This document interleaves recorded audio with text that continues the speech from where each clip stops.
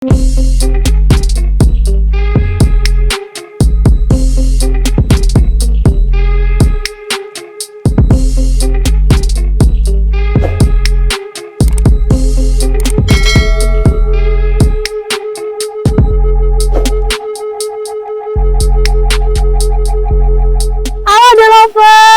lagi di segmen Ada Parlamentaria. Kali ini kita akan bertemu salah satu anggota DPRD Kabupaten Bekasi yang menjabat sebagai Ketua DPRD Kabupaten Bekasi. Sosok yang terkenal ulet, punya jiwa militansi yang tinggi, dan juga aktif berorganisasi. Bagaimana kisah inspiratifnya? Ikutin terus di Ada Parlamentaria.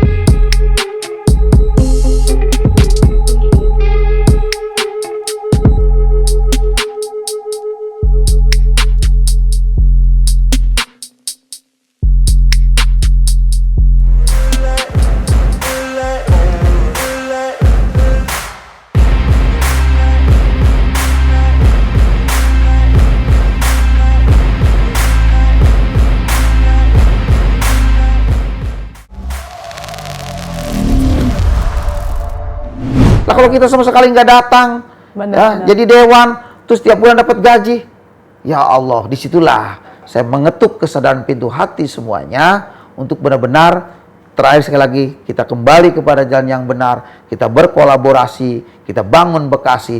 Kalaupun ada hasrat-hasrat tertentu menyangkut pilkada dan lain sebagainya, tunggu di bukit apa?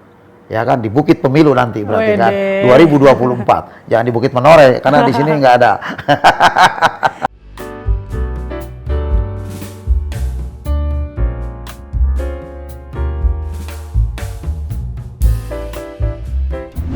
Sahabat Ada Production, kali ini kita sudah ketemu sama sosok yang tadi kita sempat singgung-singgung, sosok yang dikenal ulet, punya jiwa militasi yang tinggi, dan juga sosok yang sangat inspiratif dan sangat aktif berorganisasi ya. Siapa lagi kalau bukan Bang BN Kholi Kodratullah. Assalamualaikum. Waalaikumsalam warahmatullahi wabarakatuh. Bang Ketua, gimana kabarnya? Alhamdulillah baik. Alhamdulillah baik. Luar biasa sekali nih auranya Pak Ketua, sangat powerful ya. Pagi-pagi ini padahal aktivitasnya sudah lumayan padat ya Pak Ketua. Alhamdulillah. Baru datang sudah disambut apa tadi Pak? Tadi ada kunjungan kerja dari dua kabupaten. Ada dari Simalungun, ada juga tadi dari Batanghari. Alhamdulillah sudah terlaksana ya Pak. Mohon maaf ya tadi jadi nunggu. Gak apa-apa. Itu memang tanggung jawab paling prioritas dari Bang Ketua ya selaku Ketua DPRD Kabupaten Bekasi. Nah, Bang Ketua, sebelum kita berbincang jauh mengenai ngobrol lebih dekat sosok Ketua DPRD Kabupaten Bekasi seperti apa, boleh dong, Ketua ini kan terkenal sebagai orang yang aktif sekali ya, dan juga ulet, punya jiwa militansi yang tinggi. Bagaimana sih Pak Ketua cara manajemen aktivitas yang padat sekali menjadi sosok seorang Ketua DPRD, Wakil Ketua Partai Gerindra DPD Jawa Barat ya Pak Ketua ya? Iya. Dan juga jadi seorang ayah, suami, itu seperti apa kira-kira? Baik, saya pikir memang kita menjalani kehidupan ini di mana kita hidup punya rasa tanggung jawab terhadap apa yang menjadi kiprah kita sebagai seorang laki-laki di keluarga. Otomatis saya sebagai kepala keluarga ya bisa sedikit banyak memberikan suatu arahan kepada istri agar istri juga turut membantu terhadap banyak kealpaan saya terhadap anak, perhatian gitu kan. Disinilah alhamdulillah saya mempunyai istri yang sangat solehah sehingga sangat membantu memberikan peranan kepada saya, sehingga dalam hal-hal kegiatan sebagai ketua DPRD ya bekerja di sini pun saya memang tidak lepas dari tentunya komunikasi dengan semua pihak, banyak dukungan termasuk dari keluarga, sehingga apa yang menjadi tanggung jawab kita ya kita jalani semaksimal mungkin. Karena saat ini hakikatnya saya diberikan mandat sebagai ketua DPRD, tentu ada rasa tanggung jawab berdasarkan sumpah janji jabatan. Manakala sebelumnya kita berikhtiar, berangan-angan, bercita-cita ingin jadi DPRD, bahkan terpilih kemudian jadi ketua, dan disitulah tanggung jawab kita harus dimaksimalkan. Masya Allah ya. Demikian. Berarti memang sudah ada relasi yang sehat dulu dibangun di keluarga. Insya Allah ya. demikian. Pantesan ada pepatah yang mengatakan, Pak Ketua, di mana ada laki-laki yang hebat, di belakangnya ada perempuan yang kuat. Wah, luar biasa nih. Nanti kita sepil-sepil lah main ya. Kapan waktu ke rumah Pak Ketua, kita dialog sama keluarga dan anak istri ya, Pak Ketua, boleh ya? Boleh. Oke. Pak Ketua, ini dengar-dengar kabarnya sebelum menjadi Ketua DPRD pernah menjadi Kepala Desa ya waktu itu ya. Kira-kira seperti apa sih Pak Ketua perjalanan karir sejak jadi Kepala Desa sampai menuju hari ini menjadi Ketua DPRD Kabupaten Bekasi? Memang sebelumnya saya sendiri dari zaman katakanlah lajang itu memang sering ya atau suka berorganisasi. Nah, hal-hal yang berbaur dengan masyarakat, dengan lingkungan yang sifatnya itu pengabdian, berjiwa sosial. Alhamdulillah rasa suka itu kami tuangkan ke dalam bentuk aktif di berbagai organisasi. Nah, pada saat saya masih kuliah, saya waktu itu mendirikan IRIJ, Ikatan Remaja Islam Cijingga, yang mana di kampung kami itu Cijingga itu syarat dengan kenakalan remaja, bahkan ada obat-obat terlarang gitu kan, sehingga saya miris, saya terpanggil, akhirnya saya mendirikan IRIS berupa pengajian segala macam. Nah, setelah saya SMA kemudian kuliah, ya memang pada saat itu saya berbarengan dengan demonstrasi besar-besaran 98. Oh, berarti ya, masih pelaku nih. Termasuk sedikit banyak sekali 2 kali ikut demonstrasi. Ya, menggulingkan orde baru, yaitu adanya orde reformasi. Nah, selesai dari itu kami lulus kuliah, ya. Di saat saya lulus kuliah itu ada pertama itu BPD, dibentuk pada zaman presidennya Pak Gus Dur. Ya, se-Indonesia pertama dibentuk badan dulu namanya Perwakilan Desa. BPD. Nah, sekarang itu udah berubah Badan Permusyawaratan Desa. Dulu BPD wewenangnya lebih luas, mewakili masyarakat. Nah, saya jadi BPD, terpilih di Desa Serang, jadi ketua BPD. Waktu itu masih lajang. Kemudian setahun kemudian saya lulus kuliah tahun 2000, 2001 jadi BPD. Kemudian saya menikah, nyebrang desa ya, dengan istri saya yang sekarang, Haja Yana. Kemudian pada saat pengantin baru, maksudnya itu ada pilkades. Nah, mencalonkan diri. Nah, pada saat saya baru 1 tahun jadi BPD, saya mengundurkan diri, kemudian saya mencalonkan kepala desa, dan alhamdulillah saya terpilih jadi kepala desa. Kemudian didaulat waktu itu sebagai kepala desa termuda di zaman pada saat 2002. Masih seger-segernya. Nah, alhamdulillah. Nah, setelah itu saya kemudian 1 periode jadi kepala desa 2002 sampai 2007 November. Nah, ada menjelang pemilu 2009 ya saya coba-coba ikut ada Partai Karya Perjuangan di bawah nahkodanya Pak Letnan Jenderal Yasin waktu itu. Beliau tinggal di Bogor, dan alhamdulillah saya dekat dengan Pak Jackson Andre Kumaat yang notabene beliau sekjennya. Saya dititik beratkan untuk membangun partai itu, dan saya terpilih sebagai anggota DPRD, bahkan saya ketuanya di DPC Kabupaten Bekasi. Kemudian sepulau Jawa gitu kan, dewannya itu cuma ada 3 gitu. 2 di Kabupaten Bekasi, ya 1 Bang Udin di Cirebon, saya dengan Bang Hendrik di Cibitung, Dapil 1 dan Dapil 2. Nah, itulah sepintas saya kemudian kepilih jadi DPRD. Setelah itu ya sempat naik turun, artinya terhebat, aktif kepemudaan, jadi kepala desa termuda, partai katakanlah Partai Gurem pun bisa terpilih. Kemudian saya terlalu tinggi melonjaknya, nyalon DPR RI dari Gerindra 2014. Di situ saya nyungsep. Gitu. Ya, saya mengalami kekalahan. Nah, di situ berakhir dari kekalahan itulah saya mencoba untuk berintrospeksi diri, karena dari orang yang nggak dikenal langsung ke DPR RI, dapilnya Bekasi, Kerawang, Purwakarta. Jangankan Kerawang, Purwakarta, ya di Bekasi aja saya belum terlalu dikenal. Nah, karena ini ada yang ngedorong-dorong dan tidak matang dalam berpikir waktu itu, belum matang, sehingga saya sekali lagi saya nyungsep. Ujung-ujungnya ya saya kalah, saya berwira swasta sedikit banyak, dan alhamdulillah di balik kekalahan itu banyak hikmah, sehingga saya menemukan tempat usaha yang pada akhirnya bisa membuat saya ada modal lagi untuk mencalonkan sampai menghantarkan sekarang menjadi anggota DPRD, bahkan jadi ketua DPRD di Kabupaten Bekasi. Masya Allah, Kira-kira berarti begitu Teh Risti. proses perjalanannya naik turunnya udah ada banget ya Pak Ketua ya. Orang akan semakin matang manakala telah mengalami kekalahan. Betul juga. Kalah bukan berarti gagal. Gagal, kan? ya. Dan gagal bukan berarti tidak memiliki harapan. Iya. Gitu. Jadi ini penting juga buat teman-teman. Tapi Pak Ketua nih, kan tadi Pak Ketua sudah aktif masih mudanya berorganisasi sampai mendirikan organisasi di kampungnya, di desanya gitu, mohon maaf. Apa sih motivasi dan misi yang melatar belakangi Bang Ketua ini untuk terjun di dunia politik?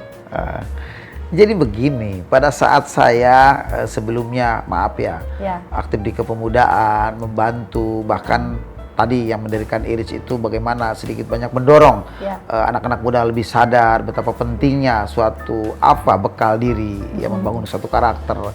Di situ ada suatu kepuasan tersendiri.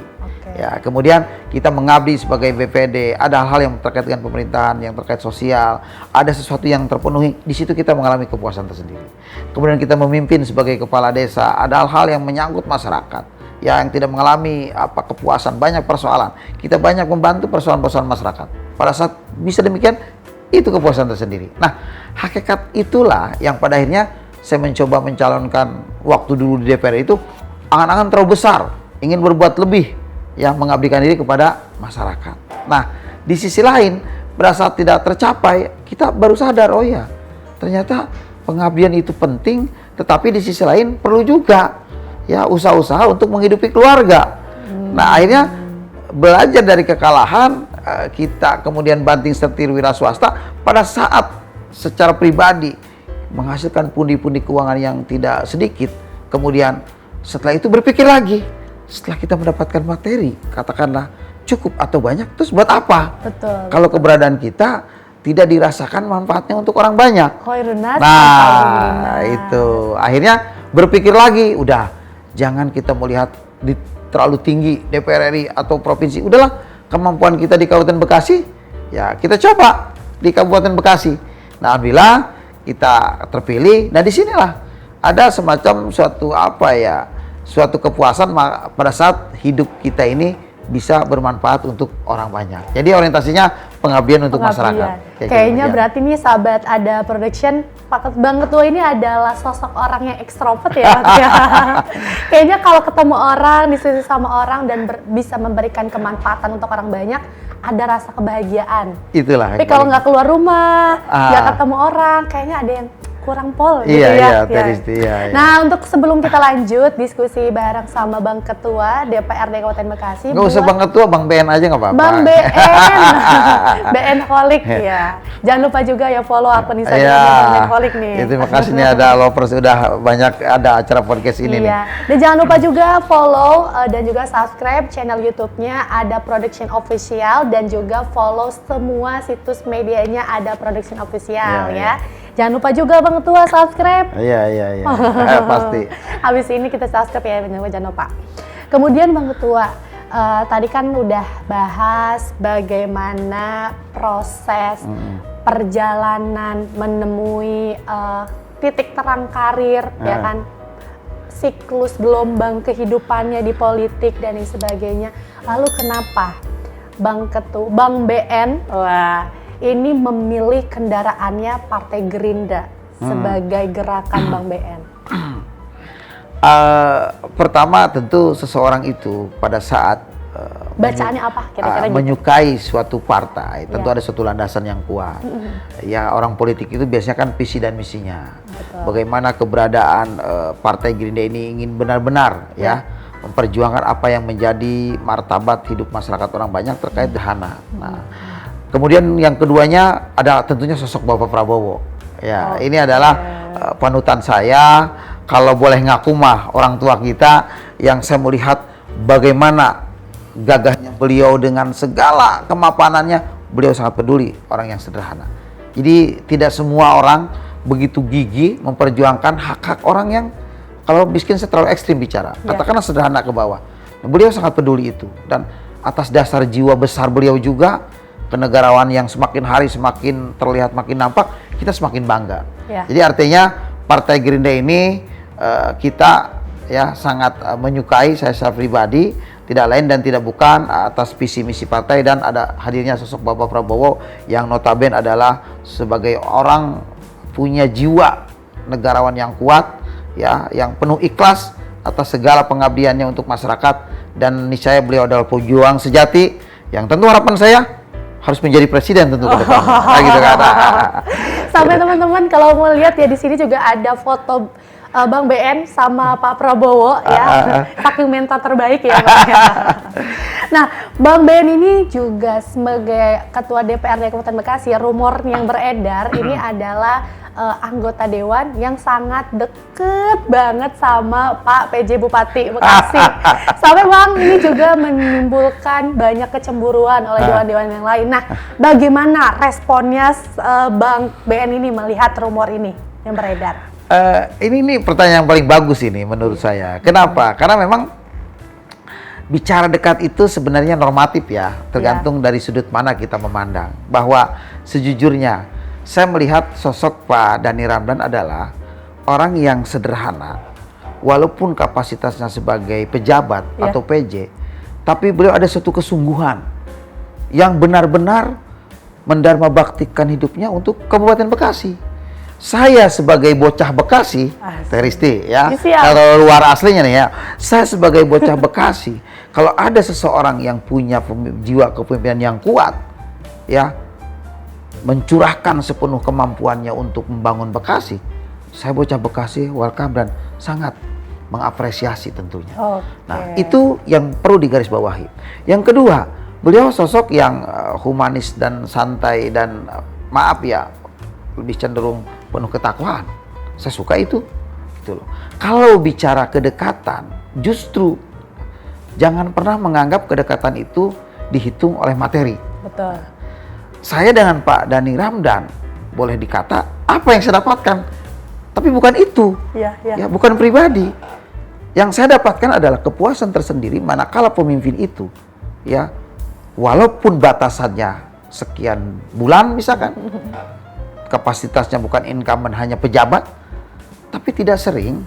Rata-rata di mana-mana kalau pejabat itu kan hanya mengambil suatu kesempatan, tidak terlalu eksis di masyarakat, tidak terlalu peduli. Tapi ini lebih daripada bupati incumbent. Sangat loyal. Sangat loyal kepada kebekasiannya.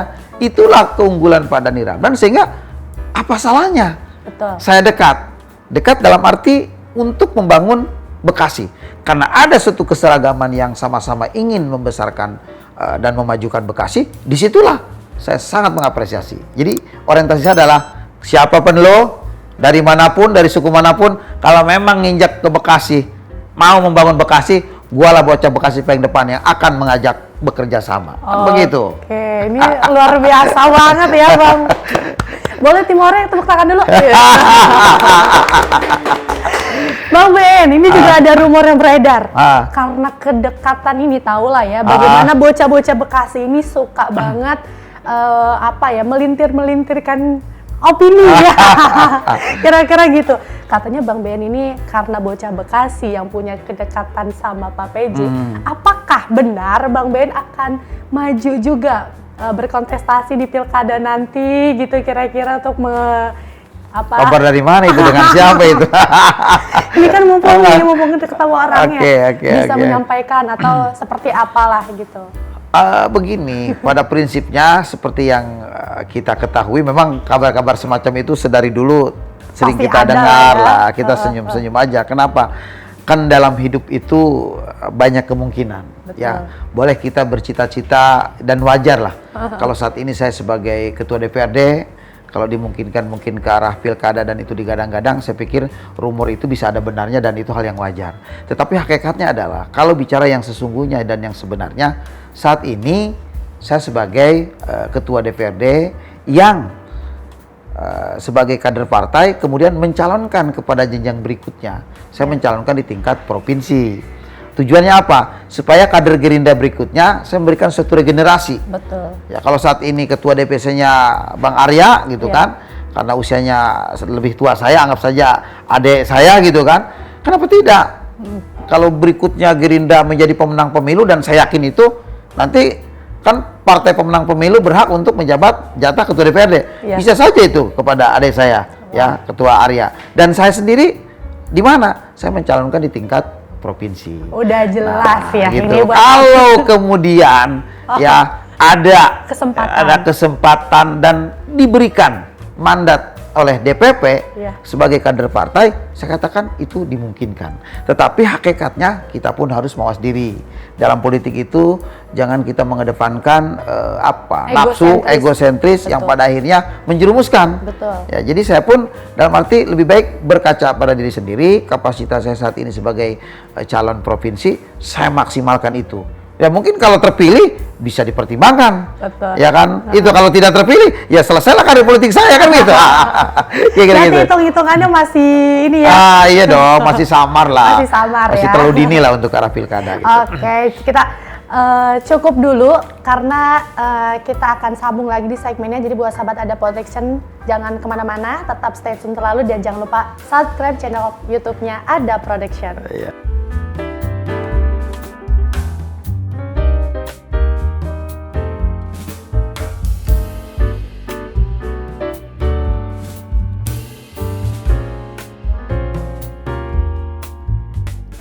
Oke, masih di segmen Ada Parlamentaria bersama saya Resti Maulida. Sahabat Ada Production, tadi kita sempat bahas panjang perjalanan Bang Ben ini ya, sampai sudah menjawab semua pertanyaan Ada Podcast semuanya nih. Tadi sudah dijawab, jadi bisa dicek lagi tadi jawaban dari Bang BN mengenai keresahan-keresahan yang ada di benak sahabat Ada Production semuanya.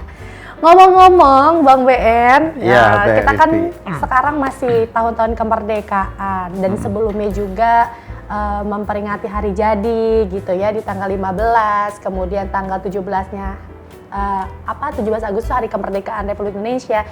Bagaimana sih Bang BN ini memaknai hari kemerdekaan yang untuk para kurang lebih 50 anggota Dewan Kabupaten Bekasi dalam merealisasikan aspirasi masyarakat di Kabupaten Bekasi?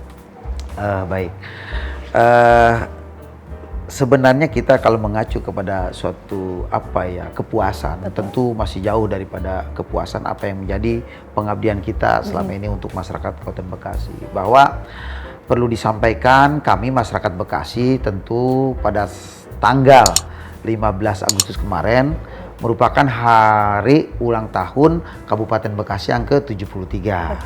Dan 2 hari setelah itu, tanggal 17 Agustus, merupakan hari kemerdekaan kita yang ke-78 dan ini diperingati di seluruh lapisan Nusantara. Yeah. Nah, kalau kami refleksi daripada hal-hal apa sih yang patut kami perjuangkan atau patut kami sadari, memang Bekasi ini selalu berisik, ya. Yeah. Berisik dalam arti tidak sedikit di Bekasi ini adalah kumpulan, baik itu masyarakat, para urban dari berbagai suku, ya, itu berkumpul di Bekasi.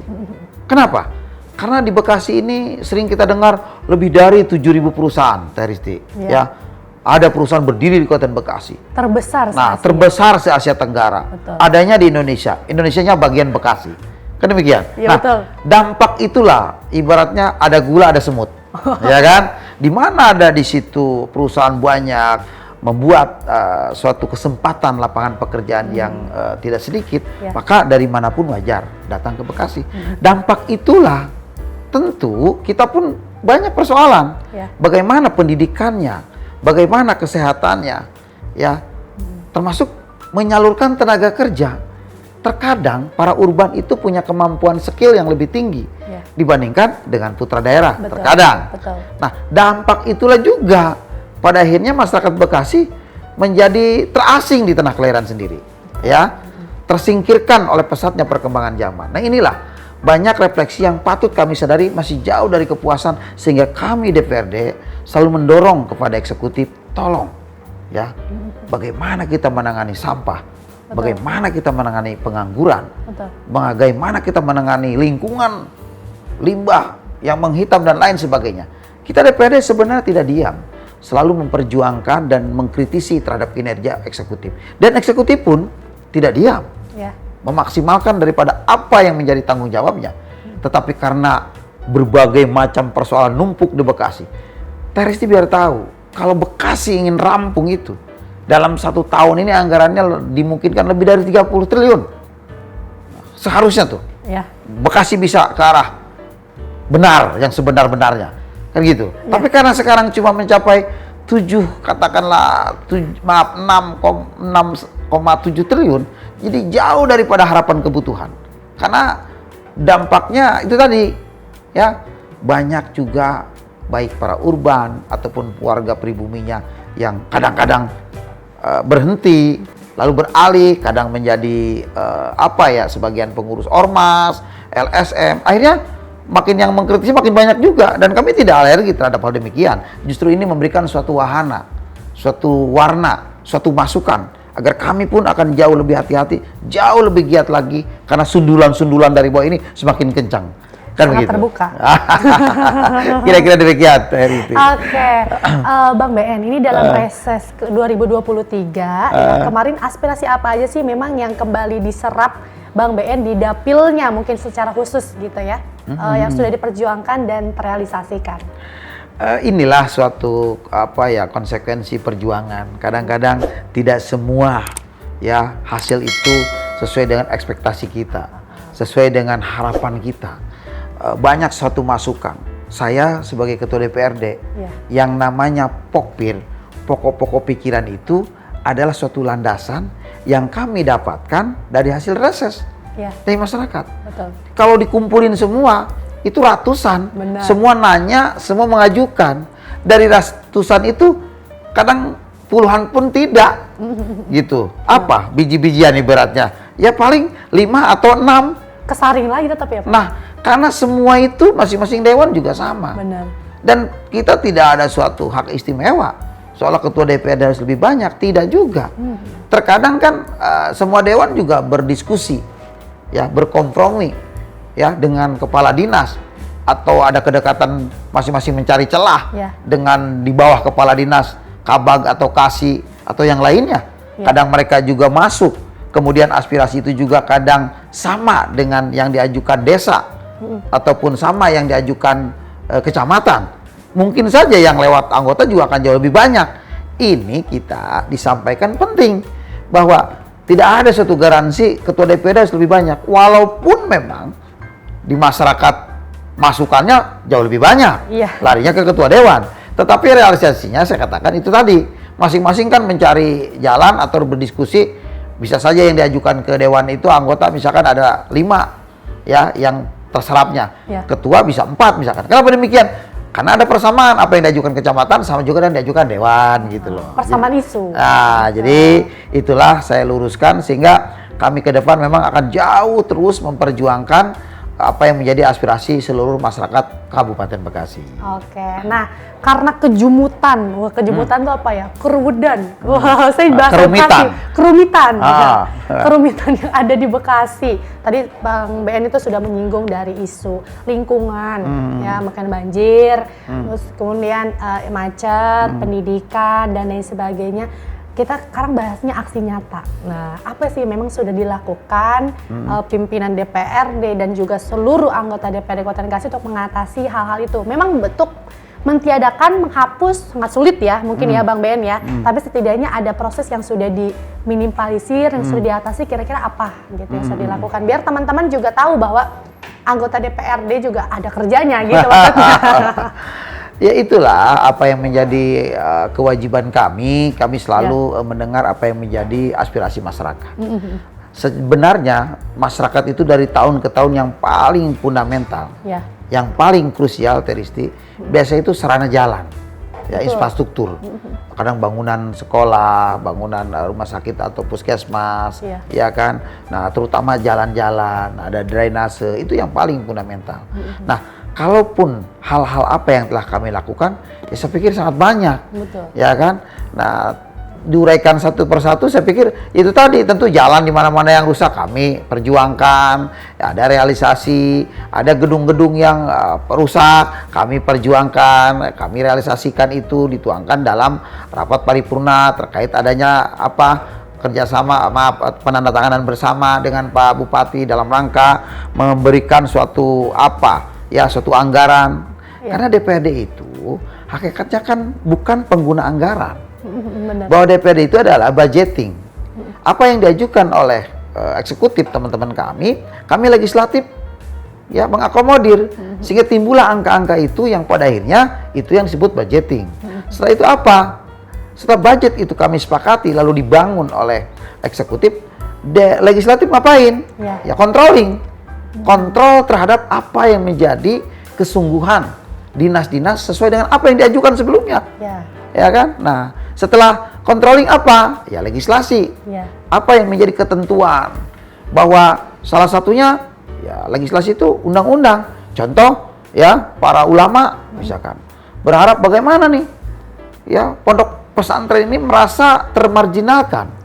Ya, kami ingin peduli terhadap apa yang menjadi persoalan masyarakat Bekasi, bahwa majunya, berkembangnya perusahaan yang begitu berjubel di Kabupaten Bekasi, tetapi sarana pendidikan pondok pesantren seorang, belum sebanding lurus apa yang menjadi harapan para pendiri Bekasi.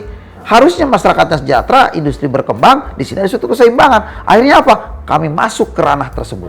Kami mencoba melihat ke pondok pesantren. Ternyata tidak sedikit yang masih kumuh. Ini menjadi terabaikan. Akhirnya kami membuat suatu perda pondok pesantren agar dalam perhatian pemerintah daerah dimungkinkan memberikan suatu perhatian kepada pondok pesantren karena ada suatu perda yang mengatur. Tidak selesai sampai di situ. Bagaimana para pengusaha? Bukan pengusaha yang kelas besar, itu tidak kami pikirin lagi karena udah mapan dengan modalnya. Yang kami pikirkan pengusaha yang sederhana, yang disebut UMKM. Kami pun membuat suatu perda dalam rangka melindungi supaya UMKM ini merasa ada diperhatikan oleh pemerintah daerah dan pemerintah daerah perlu cantolan ya apa yang menjadi parameternya. Maka kami pun membuat suatu perda UMKM. Di masyarakat resah bagaimana tentang narkotika dan lain sebagainya. Ya, di sini kami peduli itu. Maka dibuat lagi suatu perda tentang bahaya narkotika segala macam bla bla bla bla. Nah, karena payung hukum penting juga ya, Bang. Karena payung hukum itu penting juga. Bagaimana juga ada suatu perkembangan wisata. Ya, desa-desa yang lainnya dimungkinkan. Ada situs dan lain sebagainya, cagar budaya.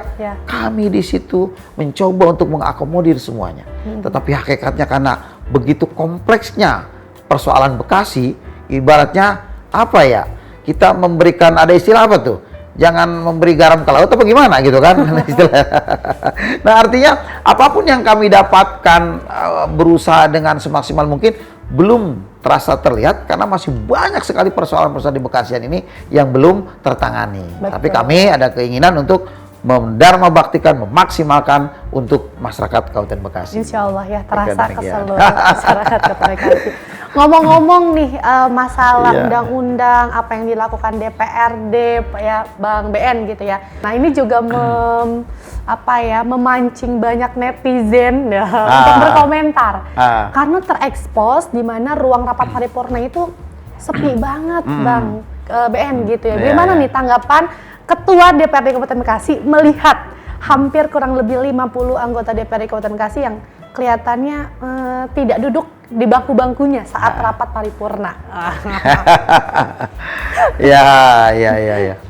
Jadi memang sesungguhnya kalau harus jujur saat ini mungkin kami DPRD tidak sedang baik-baik saja. Kenapa? Kami pun harus berjiwa besar, berani sedikit mengungkapkan yang sebenarnya. Bahwa mungkin konteks di sini adalah bagaimana kami di DPRD ada suatu praksi-praksi ya yang memberikan suatu pandangan yang berbeda terkait bagaimana kepemimpinan di eksekutif. Nah, oleh karena itulah bahwa saya mengajak dengan adanya suatu bahasa dari Teh Risti ini menjadi perhatian netizen. Oleh karenanya kepada rekan-rekan yang belum menyadari betapa pentingnya kita sebagai anggota DPRD yang notaben ada sumpah janji jabatan.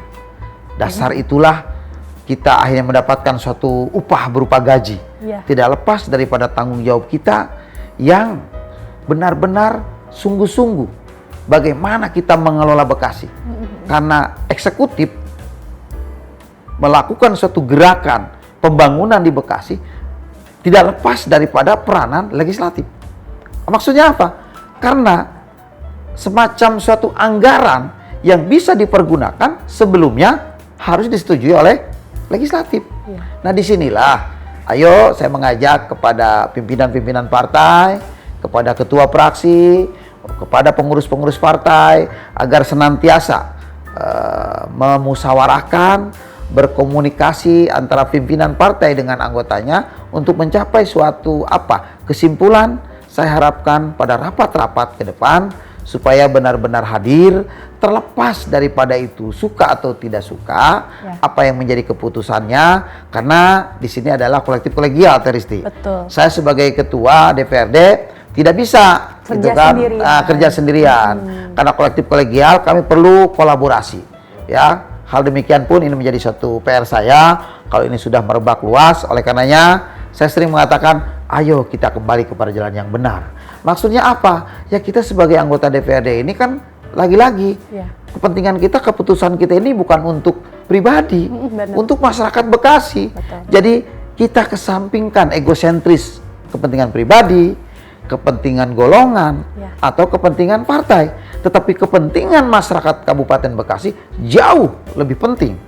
Karena kita bisa dapat gaji, upah, karena ada tenaga kita yang kita curahkan, yaitu rapat-rapat paripurna dan pembahasan-pembahasan pembangunan tentang Kebekasian. Lah kalau kita sama sekali nggak datang, jadi dewan, terus tiap bulan dapat gaji, ya Allah, disitulah saya mengetuk kesadaran pintu hati semuanya untuk benar-benar, terakhir sekali lagi, kita kembali kepada jalan yang benar, kita berkolaborasi, kita bangun Bekasi. Kalaupun ada hasrat-hasrat tertentu, menyangkut pilkada dan lain sebagainya, tunggu di bukit apa? Ya kan, di bukit pemilu nanti berarti kan 2024. Jangan di bukit Menore karena di sini nggak ada. Jadi kira-kira demikian. Intinya sahabat-sahabat, lembaga eksekutif jangan eksklusif. Kira-kira demikian. Nah, sebelum kita lanjut ya, di segmen ketiga ada Parlamentaria berbincang bersama Ketua DPRD Kota Bekasi, Bang Ben Kholik. Jangan lupa saya ingatkan lagi buat sahabat, ada prediction dimanapun berada, like, comment, subscribe. Jangan lupa juga bisa di follow nih akun Instagramnya Bang Ben Kholik ya, akun DPRD Kabupaten Bekasi, sama akun saya Resti PPS. Iya, Resti.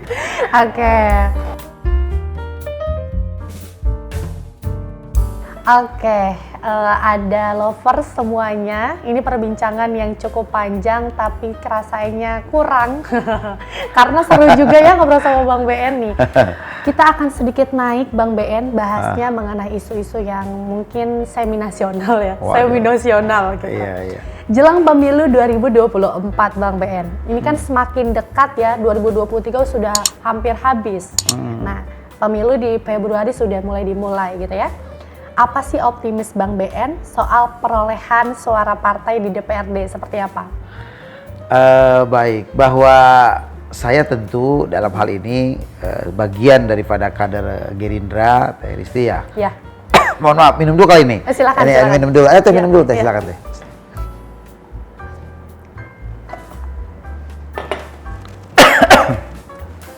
Agak serius ini ini karena kalau bicara partai, apalagi ini semi nasional, saya harus makin hati-hati ini bicaranya Teh.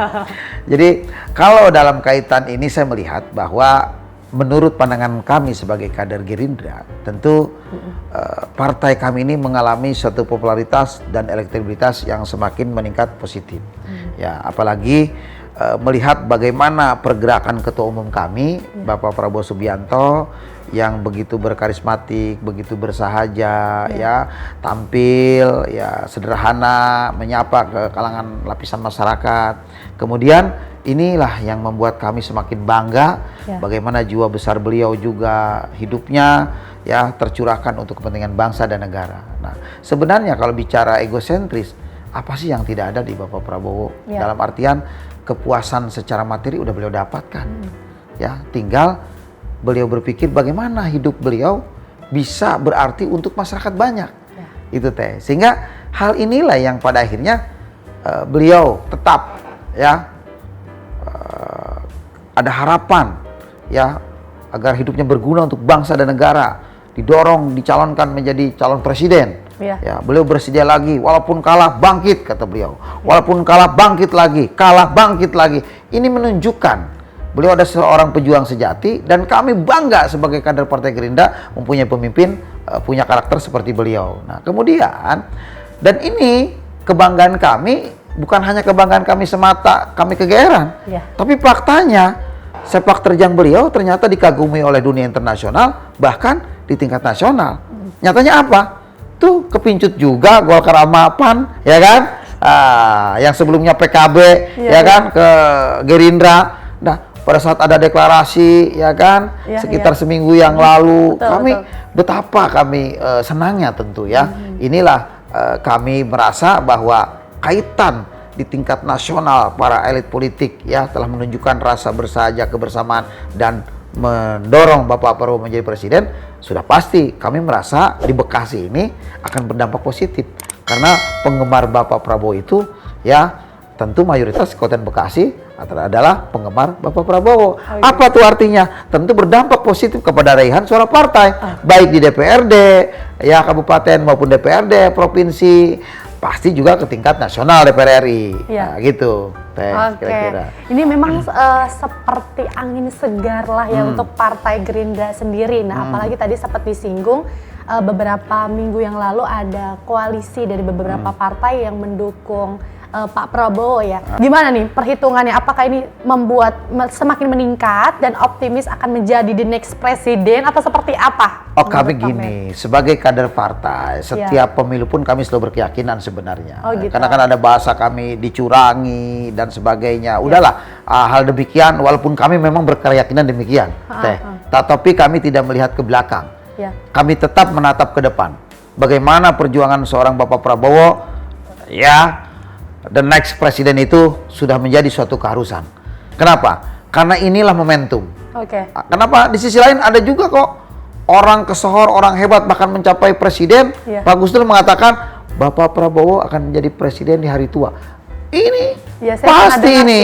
Beliau disebut oleh khalayak ramai itu 08. Sekarang pun kan presidennya keberapa? Yang ke-8 nanti itu. Jadi ini semua serba matching. Menjawab teka-teki. Jadi rahasia itu, tabir itu udah sedikit banyak sudah mulai tersingkap. Ya, jadi kami berkeyakinan bahwa kami segenap elemen Gerindra dan akan bekerja sama dengan partai-partai pendukung yang berkoalisi, tentu akan kami rembukan, berkolaborasi. Bagaimana kalau ruang lingkup kami di Kabupaten Bekasi, kami tidak usah muluk-muluk. Tanggung jawab kami adalah di Kabupaten Bekasi. Akan kami maksimalkan itu. Bukan berarti kami tidak maksimal di kabupaten lain. Artinya kami menitik beratkan tanggung jawab moral kami adalah sebagai kader Partai Gerindra yang berdomisili dan ruang lingkup kebijakannya di Kabupaten Bekasi, maka disitulah kami ya akan memaksimalkan langkah kami untuk menghantarkan Bapak Prabowo menjadi Presiden Republik Indonesia. Luar biasa. Tapi Bang Ben, di samping ada angin segar, itu ada angin yang cukup panas. Apa tuh? Isu yang belum ramai-ramai itu mengenai Bapak Erlangga Hartarto yang dikabarkan dilaporkan di Mahkamah Etik. Itu bagaimana tanggapan Bang BN sebagai Ketua DPRD dan juga anggota Partai Gerindra? Gini, jadi memang kalau untuk itu mohon maaf, sebenarnya bukan kapasitas saya mengomentari. Ya, ini adalah tingkat nasional, tetapi kami berpandangan inilah politik. Selalu ada intrik, ya, selalu ada pihak-pihak yang tidak puas karena di dalam partai manapun tentu biasanya suka ada paksi-paksi atau kelompok-kelompok yang lain ingin ke A, yang lain ke si B. Saya pikir itu manusiawi lah. Tapi yakinlah, saya pun berharap mudah-mudahan semuanya kembali kepada jalan yang benar, sesuai dengan rel yang sesungguhnya, menghantarkan Bapak Prabowo menjadi Presiden Republik Indonesia tahun 2024 mendatang.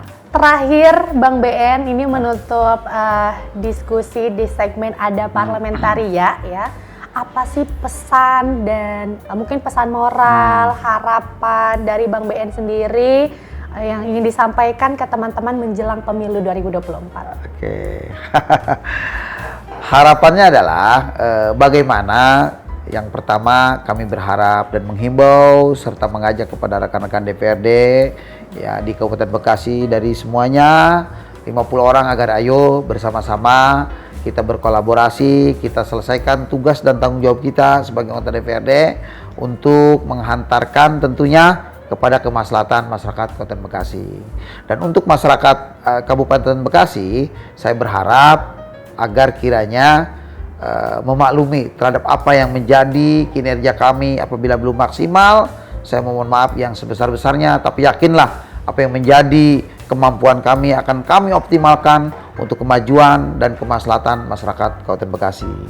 Terakhir, karena nanti menjelang pemilu, tentu saya ada ajakan kepada seluruh caleg agar kita mari bergerak sesuai dengan norma-norma etika yang berlaku.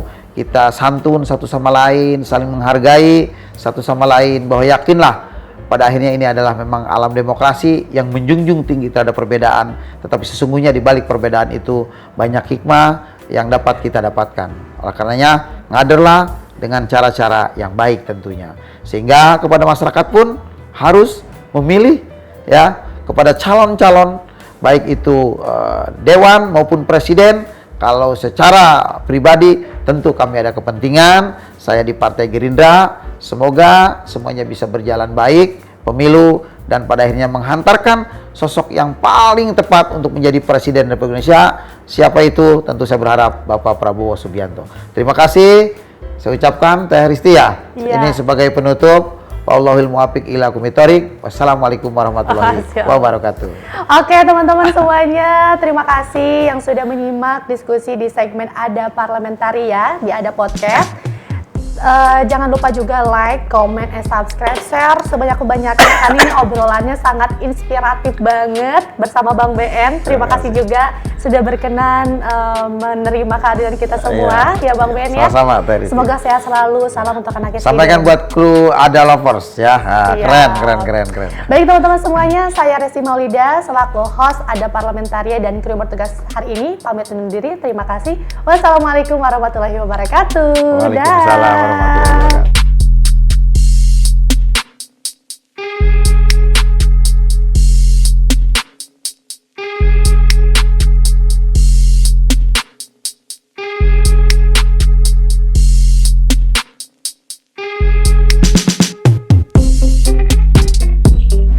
Assalamualaikum warahmatullahi wabarakatuh. Saya BN Holik, Ketua DPRD Kabupaten Bekasi. Dalam kesempatan ini saya ingin mengajak kepada rekan-rekan DPRD adanya Ada Lovers ini berupa juga saat ini saya tadi ada podcast ya yang mengenai bagaimana tentang parlemen ya. Adanya suatu gambaran betapa pentingnya kita senantiasa memberikan suatu kabar kepada masyarakat agar kiranya teman-teman dewan juga bisa melakukan seperti apa yang ditayangkan Ada Lovers. Tinggal nanti ke depan saya juga berharap bahwa Ada Lovers ini adalah sesuatu yang berarti untuk kemaslahatan masyarakat.